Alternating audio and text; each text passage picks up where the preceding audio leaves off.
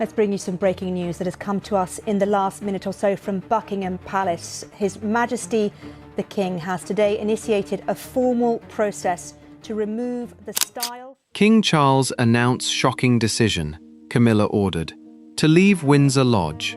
Okay, stay with me for a moment, because that title points to something far more serious than a simple change of residence. In the dramatic account surrounding Windsor Lodge, Queen Camilla is reportedly facing an order to leave a property she had come to regard as secure.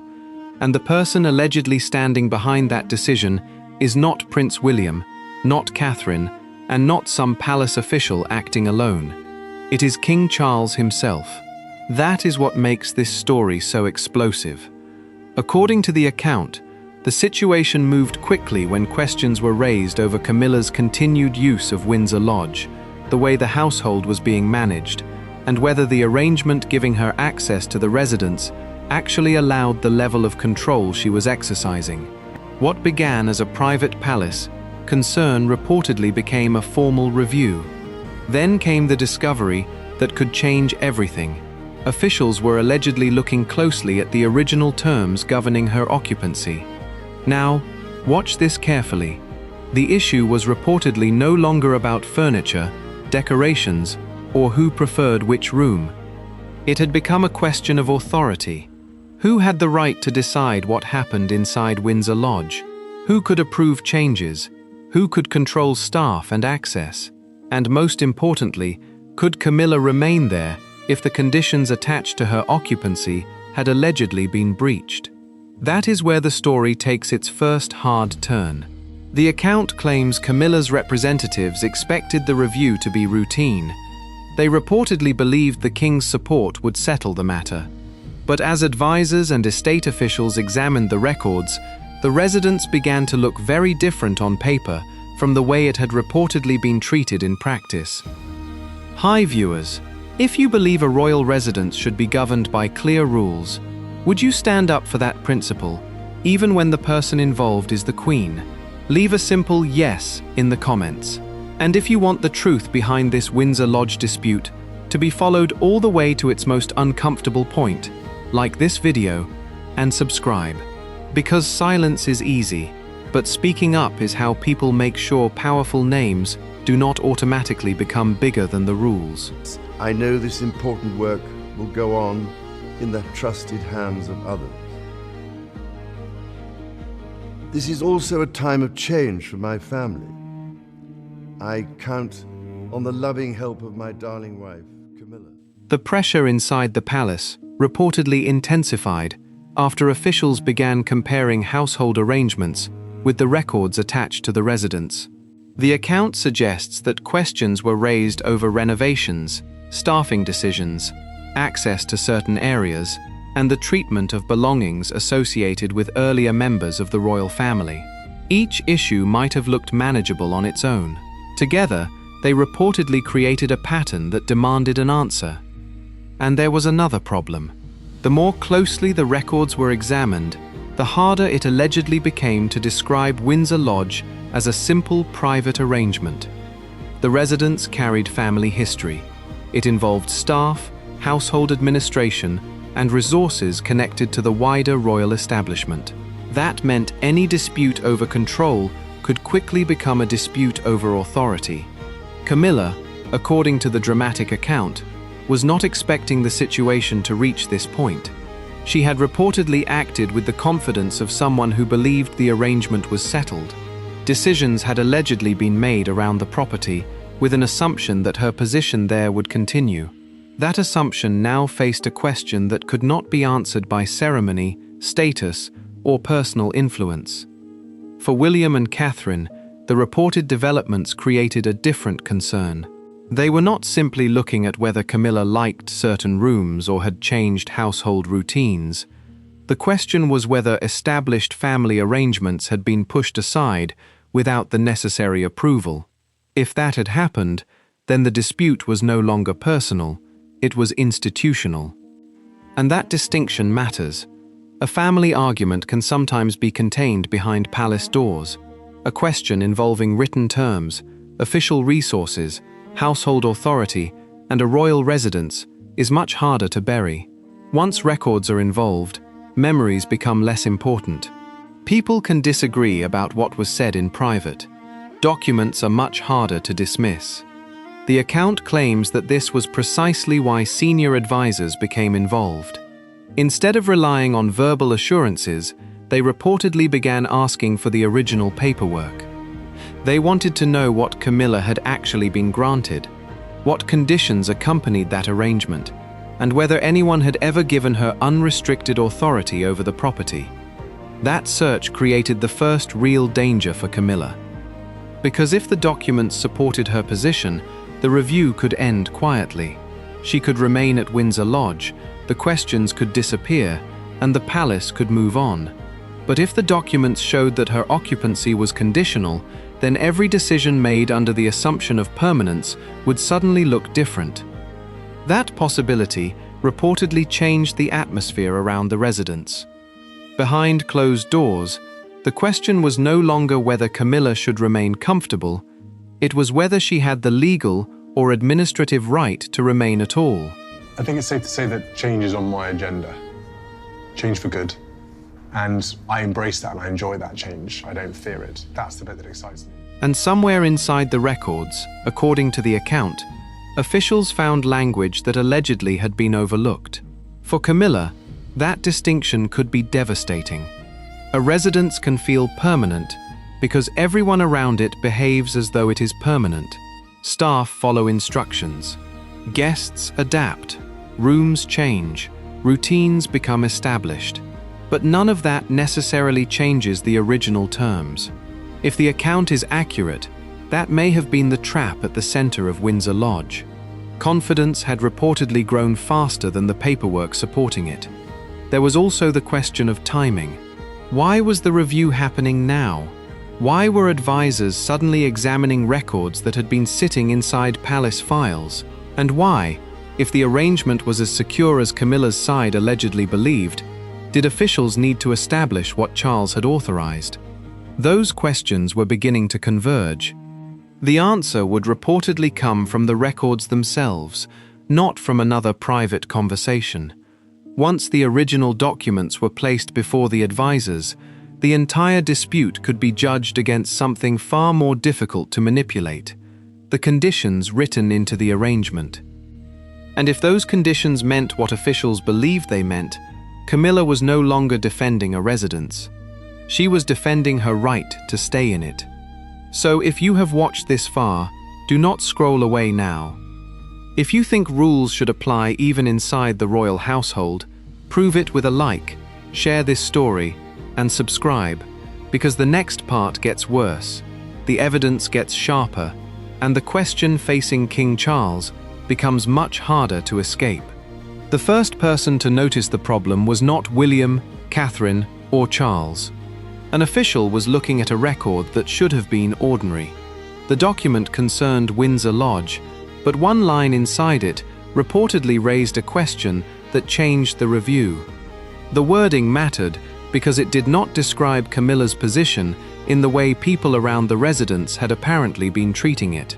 There was no simple declaration that the Queen could use the property without restriction. Instead, the arrangement reportedly carried conditions tied to how the residence was used and administered. That distinction gave palace advisors something concrete to examine. They began matching the occupancy record against the decisions that had been made at Windsor Lodge. The purpose was not to revisit every disagreement. It was to determine whether the authority exercised inside the residence actually matched the authority contained in the documents. The review then widened. Advisors reportedly examined administrative records connected to the property, including requests relating to household staffing, access arrangements, maintenance, and alterations. Each record was considered against the terms governing the residence. And I think you've got to develop into the duty role. It's something that I take very seriously, but with my family and with my role of air ambulance, for instance, I think there's a number of things I've got my fingers in many pies at the moment that I want to keep an eye on, and that will change as life goes on. Officials needed to establish a sequence, not simply collect accusations. One entry reportedly drew particular attention: It concerned an instruction affecting the use of part of the residence. On its own, the instruction could have been explained as an ordinary household decision. But when it was placed beside the occupancy conditions, the meaning appeared different. If Camilla's authority was conditional, then decisions affecting shared family access could not automatically be treated as hers to make. That finding put a new question in front of the review team. Had the household been operating under an assumption that was never actually written into the agreement? The answer could determine everything. Instead of confronting Camilla immediately, officials reportedly continued checking the records. They compared administrative instructions with the dates on which changes had been requested. They looked for evidence of approval. They searched for correspondence showing that the king had personally authorized broader control over the property. This was where the investigation became uncomfortable. A verbal assurance could explain why people acted with confidence, but it could not necessarily replace a written condition. If Charles had approved Camilla's use of Windsor Lodge, that did not automatically prove that every later decision had been approved. The difference between permission to occupy and permission to control could become critical. The account suggests that this distinction was exactly what advisors were trying to establish. They reportedly began separating three questions. First, what had Camilla originally been permitted to do? Second, what decisions had actually been made inside the residence? Third, had those decisions exceeded the limits attached to her occupancy? The answers were not delivered all at once. Some records appeared routine. Others raised concerns. Then a series of administrative notes reportedly showed that questions about the arrangement had surfaced before the latest review. That meant the palace was not starting from zero. There had already been uncertainty about the boundaries of authority. This mattered because it weakened any future argument that the issue had appeared without warning. For the first time, the review was building a timeline around the residents rather than around personalities. Camilla's position now depended on whether the disputed actions could be justified under the original arrangement. Her representatives reportedly maintained that the king's support gave her sufficient authority. Advisors, however, were examining whether that support had ever extended as far as the actions under review. That difference was becoming the central fault line. And then the records reportedly revealed another complication. Some household decisions had consequences beyond Camilla's private use of Windsor Lodge. They affected access, staffing, and the way the property functioned for other members of the family. If those decisions had been made without the required approval, the problem was no longer confined to Camilla's personal arrangements. It could become a question of institutional procedure. William was reportedly briefed as the review progressed. Rather than relying on summaries, he wanted the underlying documents. That demand mattered. He needed to see the language for himself and understand how the household had interpreted it.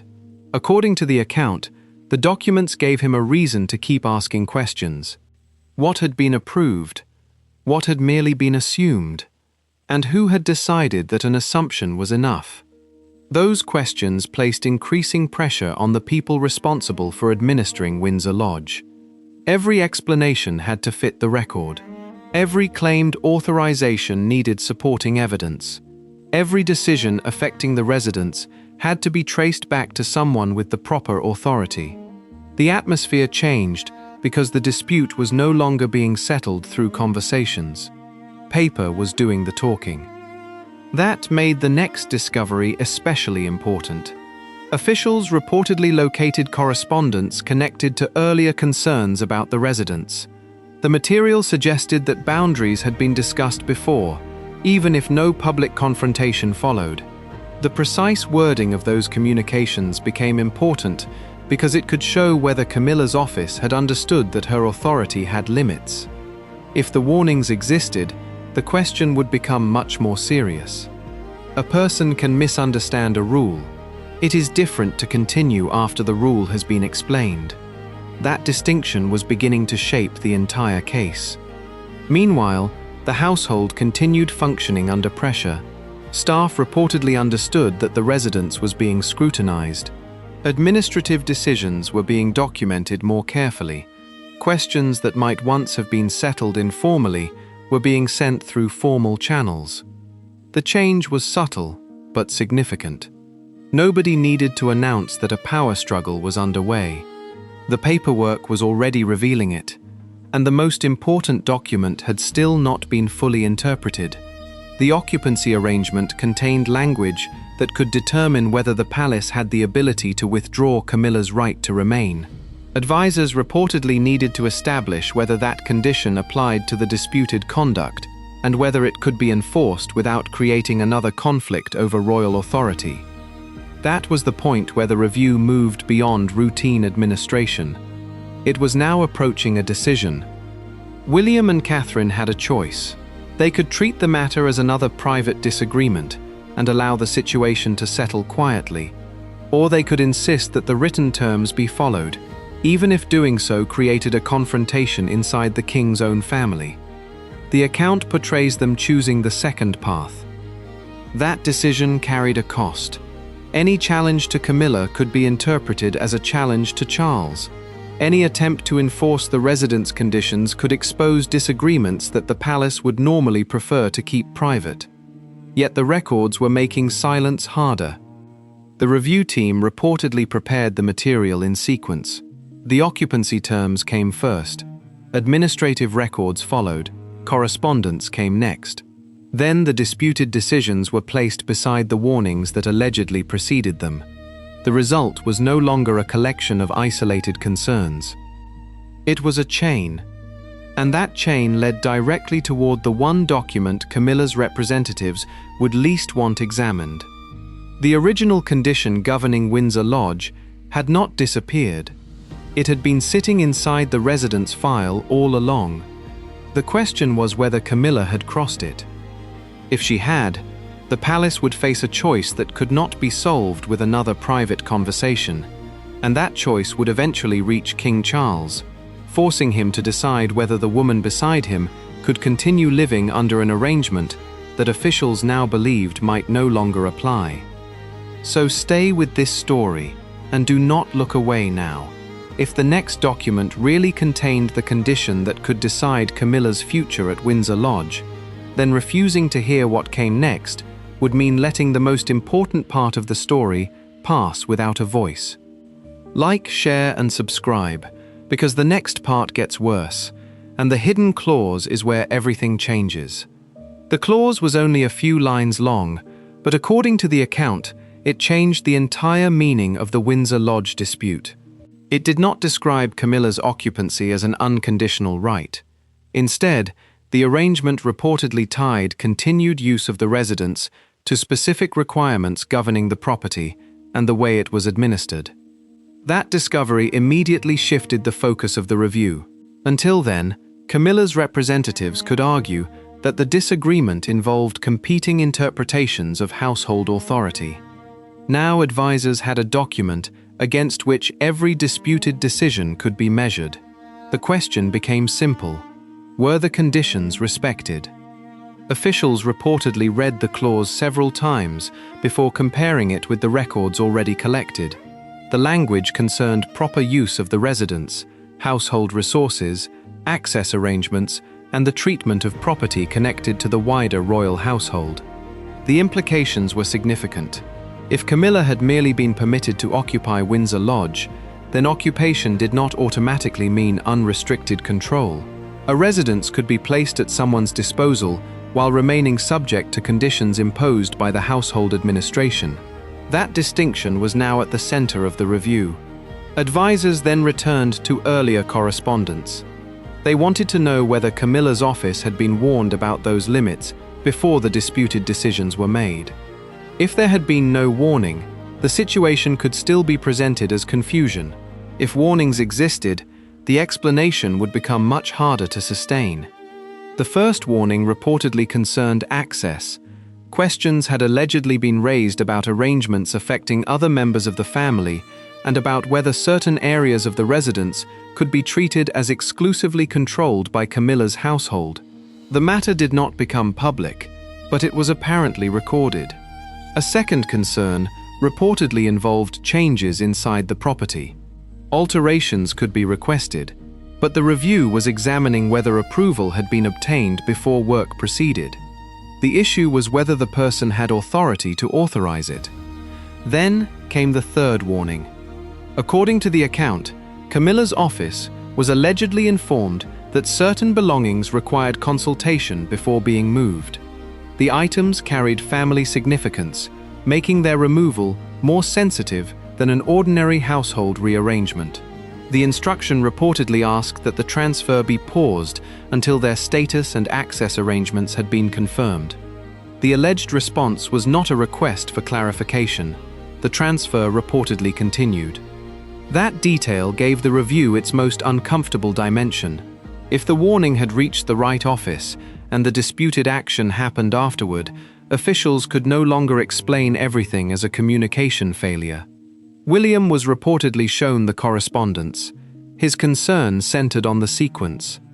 He wanted to know whether the warning came before the decision, whether the instruction was understood, and whether anyone subsequently authorized the transfer.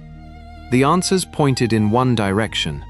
The correspondence showed that concerns had been raised. The occupancy document showed that conditions existed. Administrative records showed that disputed decisions had still been made. The review team now had to determine whether those facts met the threshold for withdrawing the arrangement. That was where the legal advisors became important. They were reportedly asked a narrow question. If the conditions attached to Camilla's occupancy had been breached, could the household withdraw her right to remain without first negotiating a new agreement?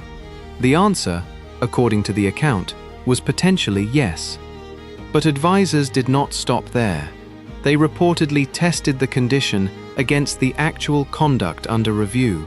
A clause could not simply be invoked because members of the family were angry. It had to apply to the facts. So each allegation was examined separately. Was access allegedly restricted beyond what the arrangement allowed? Had household resources reportedly been used for changes that lacked the required approval? Were family belongings allegedly moved despite instructions to pause? Had staffing decisions reportedly altered the residence in a way inconsistent with its stated purpose? The review was no longer about one act. It was about whether several decisions demonstrated a pattern. Camilla's representatives reportedly had another argument. They maintained that Charles had supported her use of Windsor Lodge and that his support should be understood broadly. From their perspective, the king's confidence in Camilla could reasonably be interpreted as permission for her household to operate the residence according to her needs. But the documents created a problem with that argument. There was reportedly no clear written amendment converting the conditional arrangement into an unrestricted one. That absence became increasingly important. Officials searched for anything that could prove a broader authorization existed. They examined correspondence from the king's household, administrative notes, records of discussions, and other material that might establish whether the arrangement had been changed. Nothing reportedly resolved the issue. That left Camilla facing a difficult distinction. She might have had the king's personal support. She might have had the confidence of staff around her. She might even have believed that Windsor Lodge was effectively hers to manage. But belief was not the same thing as a documented right, and the review was becoming increasingly difficult to stop. Catherine then focused on the record rather than presenting herself as demanding Camilla's removal. The material was arranged chronologically so advisors could see how the dispute developed. The timeline was revealing. An issue was raised. A warning followed. A decision continued. Another concern appeared. Another instruction was reportedly issued. And the same pattern allegedly repeated. The sequence changed the emotional center of the case. This was no longer simply a disagreement between two royal households. It was becoming a question of whether repeated warnings had been ignored.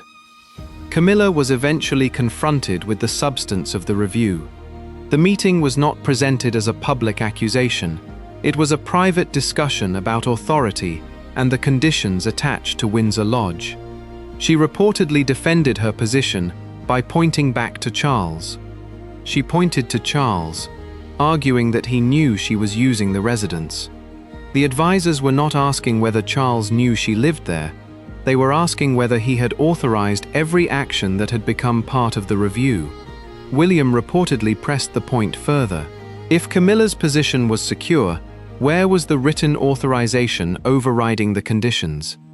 No document appeared. For the first time, the possibility of removal became concrete. Advisors were now considering what could happen next. The account says a recommendation began taking shape. Camilla could remain only if the disputed arrangements were corrected and the conditions were respected. Otherwise, the household could withdraw the occupancy. That recommendation placed Charles in an impossible position. If he rejected it, he could preserve Camilla's position but risk undermining the authority of the rules governing the residence. If he accepted it, he would effectively approve a decision that could force his own wife out of Windsor Lodge.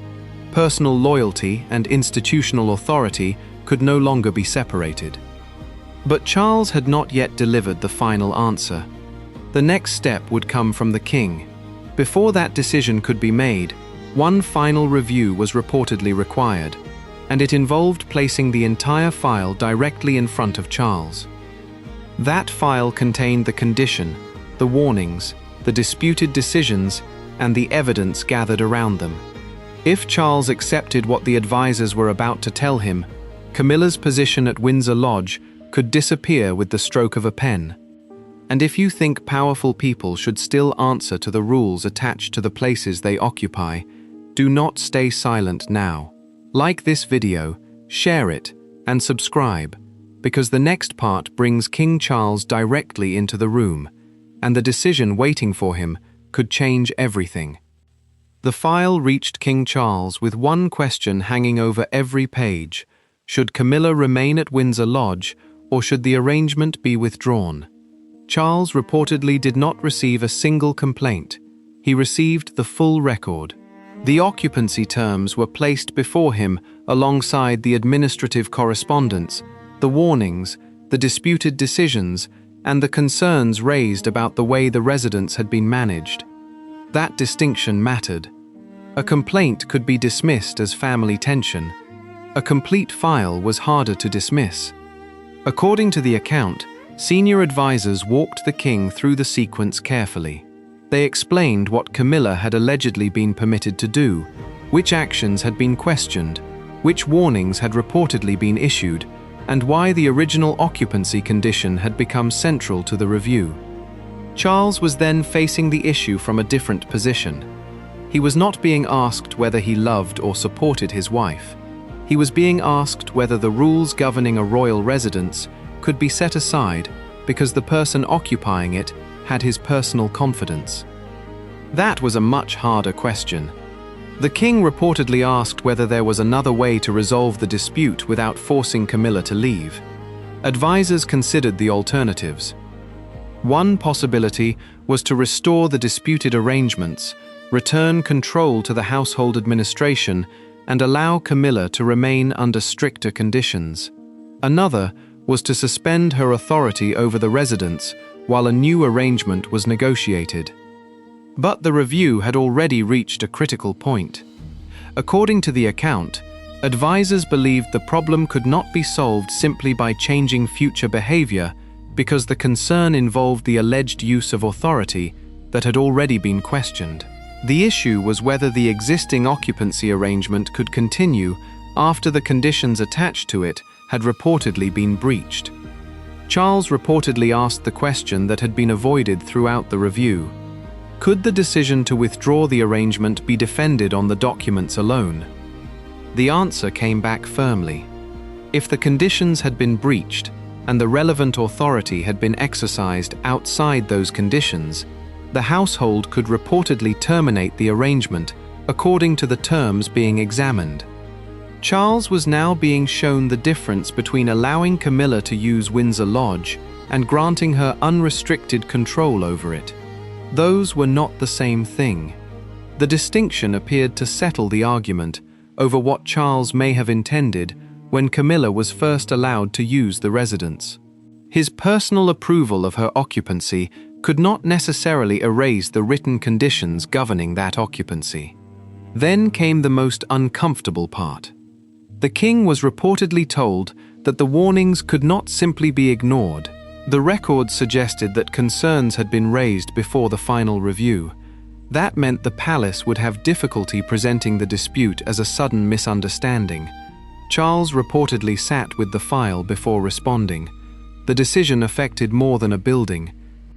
It affected his wife. It affected William and Catherine. It affected the authority of the household administration. And it risked exposing a disagreement inside the royal family that the palace would normally have every reason to keep private.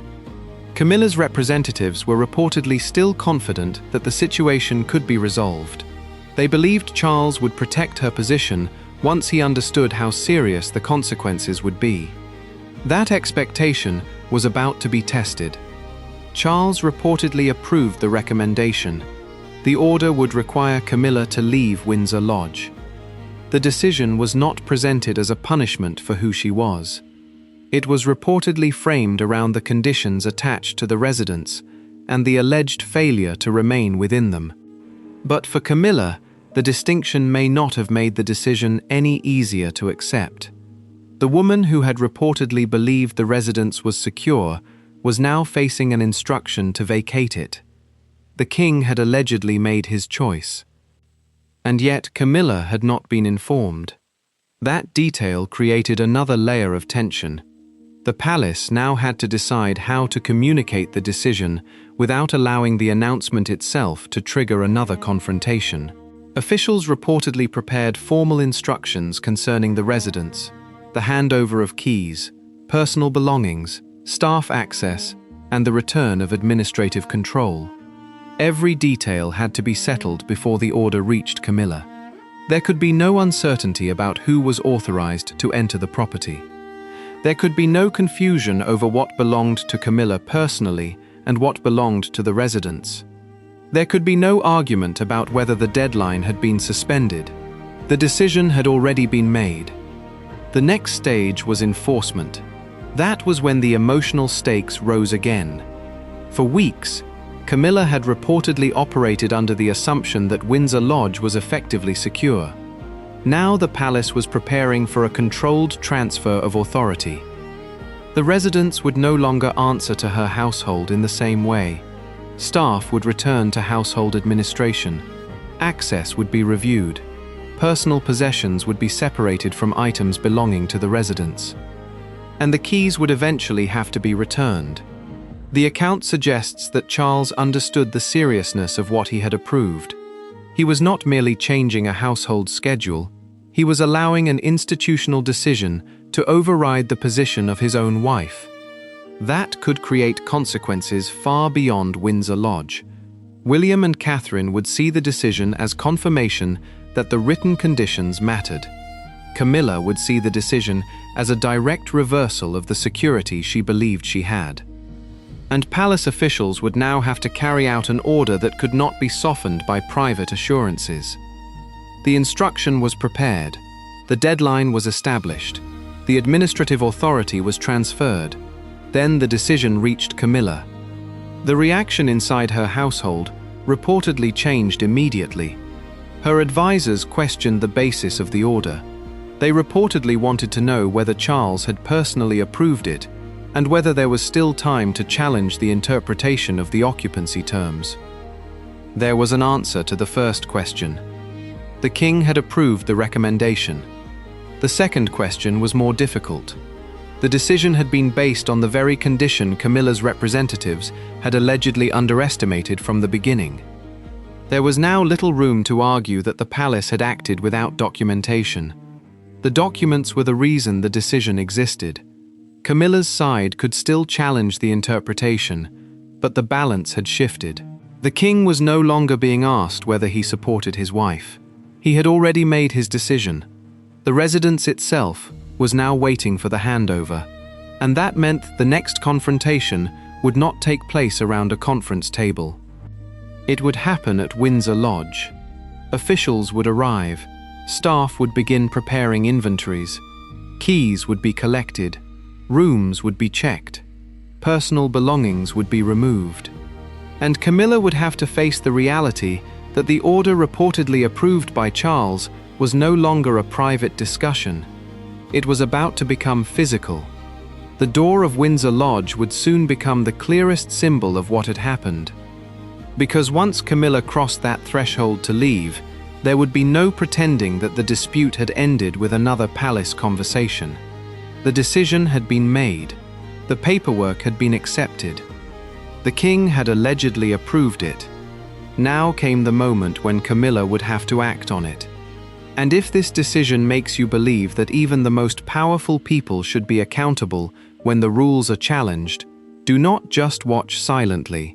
Like this video, share it, and subscribe, because the next part is where the order becomes real, the doors open, and Camilla finally has to leave Windsor Lodge.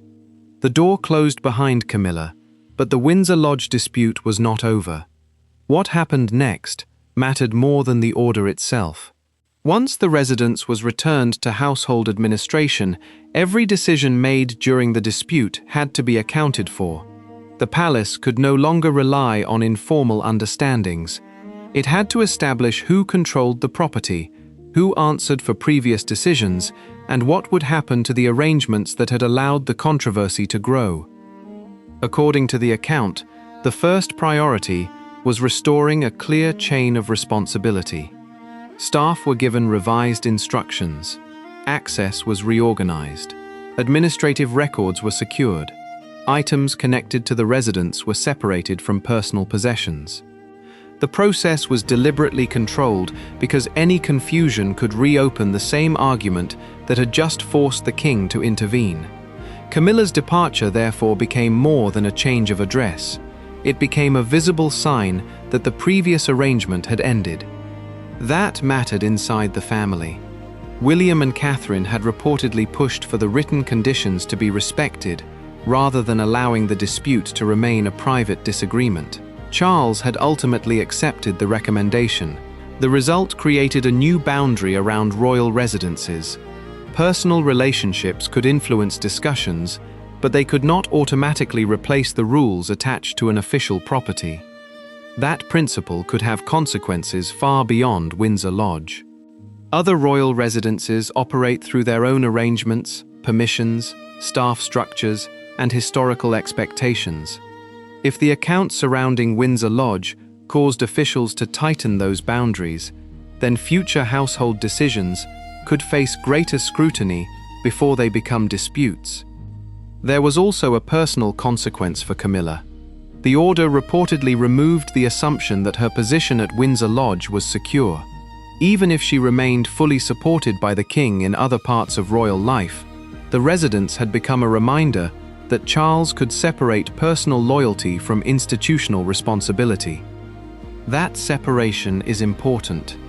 A king can support his wife and still require her household to follow administrative rules.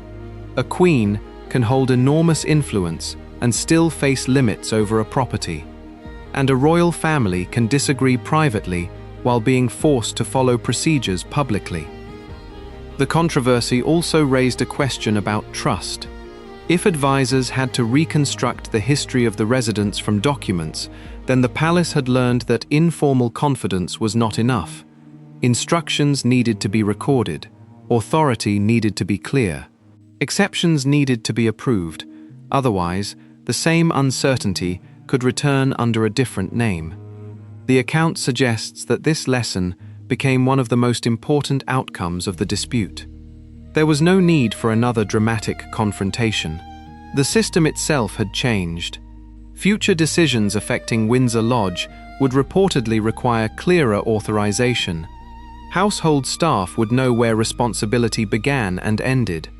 Family members would have fewer opportunities to rely on assumptions when the paperwork said something different. And that is why the story cannot simply end with Camilla leaving.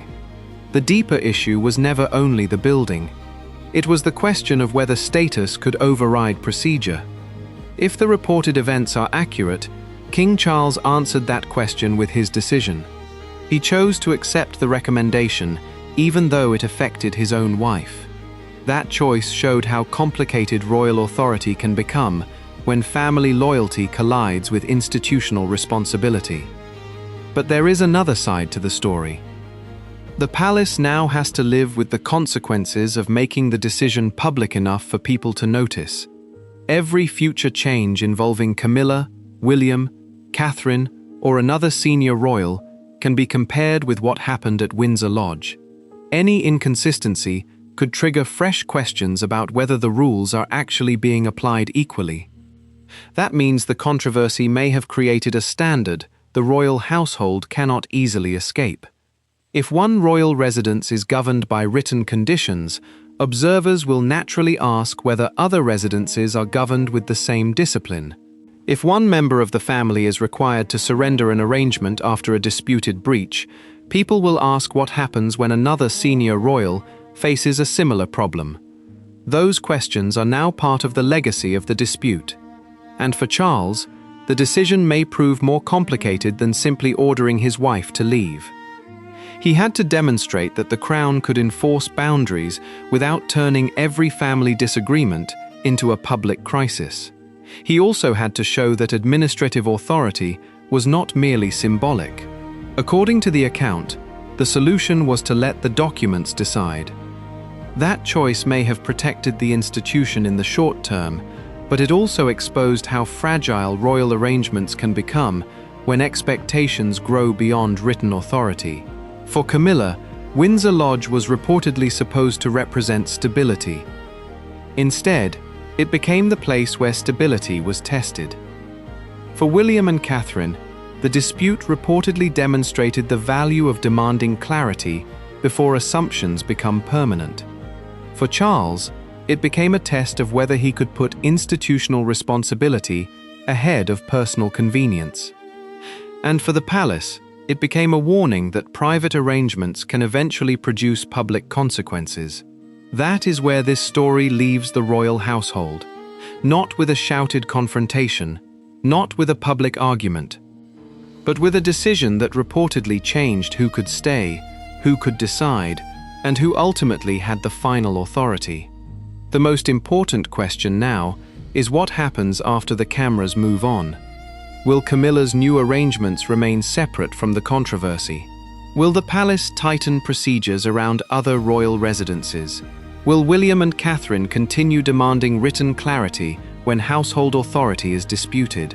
And will Charles face another moment when protecting the institution requires him to disappoint someone inside his own family? Those questions remain open. What is clear is that Windsor Lodge has become more than a residence in this account. It represents a line that the royal household was forced to draw. And once a line like that is drawn, everyone inside the institution knows where it stands. That is why the reported order matters. It was not simply about asking Camilla to leave a property. It was about deciding whether an arrangement could continue after questions were raised about the authority behind it. It was about whether personal confidence could substitute for documented permission. And it was about whether the king himself would enforce the boundary when enforcement became uncomfortable. According to the account, Charles did. The final image is therefore not Camilla entering another room or staff carrying another box. It is the residence continuing without her. The household moves forward. The records remain. The decision stands. And the royal family is left with a new reality. When authority is questioned, someone eventually has to answer. If you believe no royal title should place anyone above the rules, like, share, subscribe to this channel, and turn on notifications, because doing nothing allows the opposition to continue, while standing with this channel sends a clear message that power must answer to principle. And the next video coming on this channel just got worse, more revealing, and far more interesting.